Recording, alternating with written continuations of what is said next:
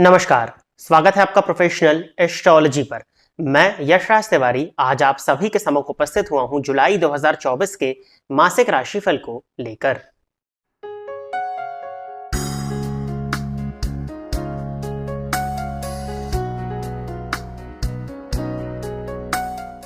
आज के इस राशिफल के कार्यक्रम में हम चर्चा करने जा रहे हैं कि जुलाई 2024 में आपका स्वास्थ्य कैसा रहने वाला है, आपकी शिक्षा, आपका दाम्पत्य जीवन, आपका प्रेम संबंध, साथ ही साथ क्या परिवर्तन आपके वर्क प्लेस पर, आपके करियर में, आपकी इनकम में या आपके आर्थिक दृष्टिकोण से आने वाले हैं। इस विषय पर चर्चा आज के इस राशिफल के कार्यक्रम में होने जा रही है। आज का जो राशिफल का कार्यक्रम है, इस राशिफल के कार्यक्रम को आप अपनी चंद्र राशि के आधार पर देखिए, अर्थात आपकी जन्म कुंडली में चंद्रमा जिस राशि में स्थित है वही आपकी चंद्र राशि है एवं उसी राशि के आधार पर आप इस राशिफल के कार्यक्रम को देख सकते हैं। और यदि आप अपनी चंद्र राशि के विषय में नहीं जानते हैं, फिर आप अपनी नाम राशि के आधार पर भी इस राशिफल को देख सकते हैं। अब हम चर्चा कर लेते हैं कि जुलाई 2024 में किन ग्रहों का गोचर परिवर्तित होने जा रहा है। तो हर मंथ की तरह सूर्य इस मंथ में 16 जुलाई 2024 के दिन मिथुन राशि को छोड़कर के कर्क राशि में प्रवेश करेंगे। मंगल 12 जुलाई 2024 के दिन वृषभ राशि में प्रवेश करेंगे। बुध 19 जुलाई 2024 के दिन कर्क राशि को छोड़कर के सिंह राशि में प्रवेश करने जा रहे हैं।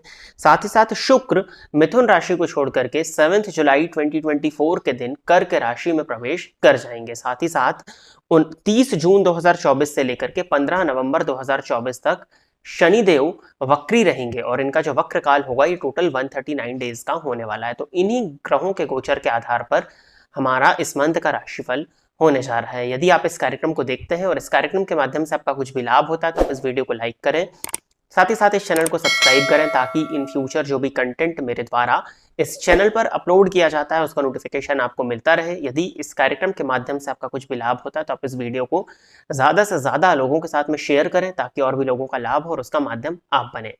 आइए अब हम चर्चा प्रारंभ करते हैं राशियों के क्रम में 5वीं राशि अर्थात सिंह राशि के जातकों के लिए कैसा रहने वाला है जुलाई 2024 का ये मंथ। सिंह राशि के जातकों के लिए राशिपति बनते हैं सूर्य और मंथ की शुरुआत में ये 11वें भाव में गोचर करने जा रहे हैं। और जैसा कि मैंने आप सभी को पहले भी बताया था कि सूर्य 11वें भाव में अति विशिष्ट कारक होते हैं और ऐसे व्यक्ति को बड़ी मात्रा में धन का लाभ हो जाता है। तो आपके लिए 16 जुलाई तक सूर्य 11वें भाव में गोचर करेंगे जिसके चलते आपको बड़े धन का लाभ होता हुआ दिखाई देगा।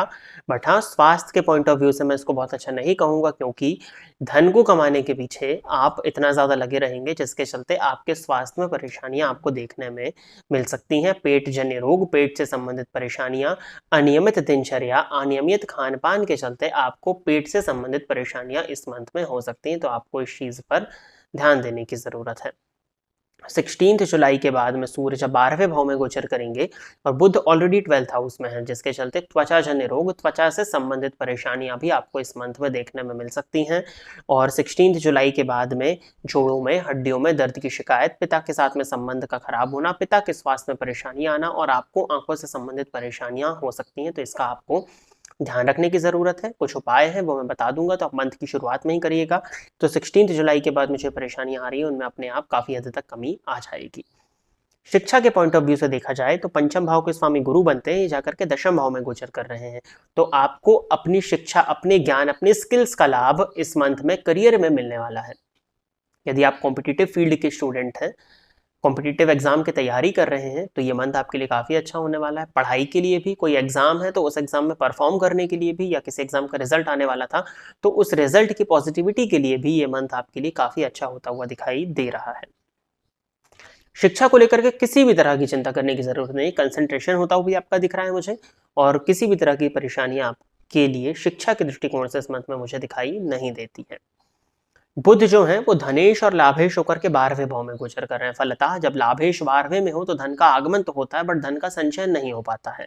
और बुध 19 जुलाई तक 12th हाउस में गोचर करेंगे। फलतः आपको अपव्यय करने से बचना चाहिए, नहीं तो धन का अत्यधिक व्यय होगा और उस व्यय की वजह से आप परेशान हो सकते हैं, मानसिक रूप से अशांत हो सकते हैं। तो धन को फिजूल खर्च करने से बचें और धन को संचित करने का ही प्रयास आप करें। बाकी 19 जुलाई के बाद में धन का आगमन और धन का संचयन दोनों ही अच्छे से होता हुआ दिखाई दे रहा है। 12 जुलाई तक आपको आपके भाग्य का साथ मिल रहा है। 12 जुलाई के बाद में आपके क्रोध में वृद्धि हो जाएगी, मंगल 10th हाउस में चले जाएंगे क्योंकि तो यहाँ दिग्बली हो जाएंगे, और यहाँ पर आपके लिए कुल दीपक योग का भी निर्माण होगा। तो 10th हाउस में मंगल का गोचर करियर के दृष्टिकोण से तो बहुत अच्छा है, जिस पर अभी हम चर्चा करेंगे, परंतु आपके क्रोध में वृद्धि करने वाला है, तो आपके क्रोध की वजह से आपके काम बिगड़ सकते हैं, तो इसका आपको ध्यान रखना है। प्रेम संबंध के पॉइंट ऑफ व्यू से अगर हम देखते हैं तो प्रेम संबंध के पॉइंट ऑफ व्यू से इस मंथ में थोड़ा सा ईगो, एटीट्यूड, अहंकार हो सकता है और गलतफहमी उत्पन्न हो सकती है। अगर इन चीजों से आप बचे चाहते हैं तो लव लाइफ के दृष्टिकोण से मंथ अच्छा है, परंतु ये चीजें देखने में आएंगी अवश्य, स्पेशली 12 जुलाई के बाद में ज्यादा अहंकार में वृद्धि, गलतफहमी की वजह से लव रिलेशनशिप्स में कुछ परेशानी या मतभेद होना संभव दिख रहा है। तो लव रिलेशनशिप्स का आपको ध्यान रखने की जरूरत है, स्पेशली इस मंथ में। माता के स्वास्थ्य में परेशानी, आपको अपने मदर की हेल्थ का ध्यान रखना है। माता के स्वास्थ्य में परेशानी आ रही, इसके लिए आपको मैं उपाय अभी बता देता हूं कि प्रत्येक सोमवार शिव जी के मंदिर में जाकर के शिवलिंग पर दुग्ध अर्पित करिए, उसके बाद में साफ जल से अभिषेक करिए। संभव हो तो इस मंथ में अगर आप इस उपाय को रोज कर लेते हैं तो आपकी मदर की हेल्थ के लिए उपाय काफी ज्यादा बेनिफिशियल होगा। दाम्पत्य जीवन के पॉइंट ऑफ व्यू से देखा जाए तो एवरेज रहने वाली है मैरिड लाइफ, कोई बहुत ज्यादा अच्छी भी नहीं दिखती, कोई बहुत ज्यादा बुरी भी नहीं दिखती है। हाँ, 19 जुलाई के बाद में कुछ हद तक सुखों में कमी आ सकती है, दाम्पत्य जीवन के सुखों में कमी आ सकती है। जो मैरिड लाइफ में जो एंजॉयमेंट रहता है उस एंजॉयमेंट में कमी आती हुई आपको देखने में मिलेगी।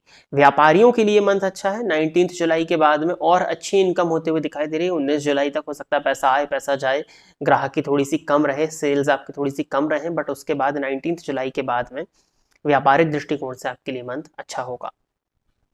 पार्टनरशिप में यदि आपका व्यापार है तो ठीक ठाक रहने वाला है, ना कोई बहुत ज्यादा अच्छा है ना कोई बहुत ज्यादा बुरा है, जैसा चल रहा था वैसा ही चलता हुआ दिखता है। बाकी करियर के दृष्टिकोण से मंथ आपके लिए अच्छा है। यदि आप नौकरी पेशा हैं, जॉब करते हैं, तो ये मंथ आपके लिए काफी अच्छा होता हुआ दिखाई दे रहा है। स्पेशली यदि आप अब्रॉड से जुड़ करके, विदेश से जुड़ करके काम करते हैं, एमएनसी के एम्प्लॉय हैं, इंपोर्ट एक्सपोर्ट का काम करते हैं, तो 7 जुलाई के बाद में करियर आपके लिए काफी अच्छा होने वाला है। करियर के दृष्टिकोण से आपको काफी अच्छी ग्रोथ, पदोन्नति, प्रमोशन मिलने की संभावना है। इंक्रीमेंट होता हुआ भी आपका इस मंथ में दिखाई दे रहा है। तो चीजें ठीक है, बस मैरिड लाइफ का थोड़ा सा रिलेशंस का आपको ध्यान रखना है, अपने स्वास्थ्य का ध्यान रखना है। बाकी सिंह राशि के जातकों के लिए मंथ अच्छा है। कुछ उपाय मैं आपको बताता हूँ। एक जो माता के स्वास्थ्य के लिए मैंने बताया वो तो आप करिए ही करिए। हनुमान जी की अत्यधिक आराधना करिए, क्योंकि शनि सप्तम भाव में वक्री हो रहे हैं, थोड़ा सा चीजों में विलंब को बढ़ा देंगे। तो हनुमान जी की आराधना करना, हनुमान चालीसा का नित्य 3 बार पाठ करना आपके लिए काफी ज्यादा अच्छा उपाय इस मंथ में सिद्ध होगा। बाकी ओम नमो भगवते वासुदेवाय इस मंत्र का गुरुवार से प्रारंभ करके नित्य एक माला यदि आप जाप करते हैं तो आपके लिए अच्छा है। बाकी गुरुवार के दिन विष्णु सहस्त्रनाम का पाठ करना भी आपके लिए इस मंथ में काफी अच्छा होता हुआ दिखाई देता है। गुरुवार के दिन मंदिर में जाकर के दर्शन करना, मंदिर की साफ सफाई में अपना योगदान देना भी इस मंथ में आपको काफी अच्छी ग्रोथ देने वाला है। और राहु जो कि अष्टम भाव में है, तो गणेश जी की आराधना करना भी आपके लिए आवश्यक है। तो प्रिय दर्शकों, ये था सिंह राशि के जातकों के लिए जुलाई 2024 का राशिफल। आशा करता हूं कि सिंह राशि के जातक मेरे द्वारा बताए गए इस राशिफल के कार्यक्रम से संतुष्ट होंगे। यदि आप इस कार्यक्रम को देखते हैं और इस कार्यक्रम के माध्यम से आपका कुछ भी लाभ होता है तो आप इस वीडियो को लाइक करें, साथ ही साथ इस चैनल को सब्सक्राइब करें, ताकि इन फ्यूचर जो भी कंटेंट मेरे द्वारा इस चैनल पर अपलोड किया जाता है उसका नोटिफिकेशन आपको मिलता रहे। यदि इस कार्यक्रम के माध्यम से आपका कुछ भी लाभ होता है तो आप इस वीडियो को ज्यादा से ज्यादा लोगों के साथ में शेयर करें, ताकि और भी लोगों का लाभ हो और उसका माध्यम आप सभी दर्शक बने। आज के इस कार्यक्रम में बस इतना ही रखते हैं। नमस्कार।